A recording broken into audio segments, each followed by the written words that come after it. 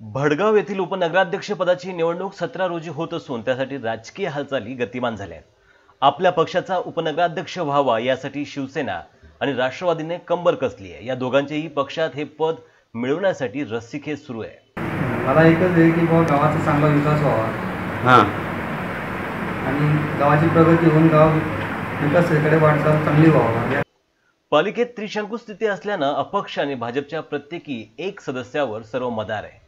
ते कुणाला पाठिंबा देतात यावरच उपनगराध्यक्ष कोणत्या पक्षाचा होणार हे चित्र स्पष्ट होईल।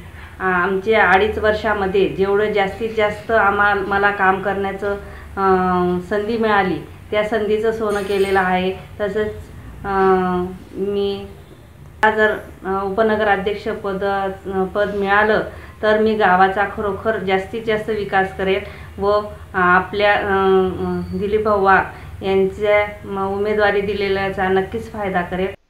उपनगराध्यक्षा करुणा सुनील देशमुख यांनी ठरवल्याप्रमाणे पदाचा राजीनामा नगराध्यक्ष राजेंद्र पाटील यांच्याकडे दिला आहे।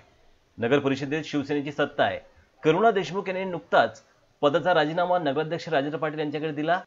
रिक्त जागेसाठी 17 जुलै रोजी निवडणूक होते।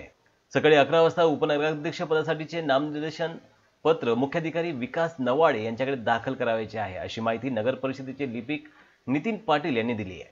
उपनगराध्यक्ष पदासाठी इच्छुकांमध्ये शिवसेनेकडून रंजना रवींद्र पाटील, डॉक्टर वसीम बेग मिर्झा, सुशीला पाटील, कल्पना भुई, कमल आहिरे यांची नावे चर्चेत आहेत। तर राष्ट्रवादी काँग्रेसतर्फे बिकनूर पठाण, योजना पाटील, जाकिराबी मलिक यांची नावे चर्चेत आहेत। आता कुणाला उपनगराध्यक्षपदाची संधी मिळते याकडे संपूर्ण तालुक्याचं लक्ष लागून आहे।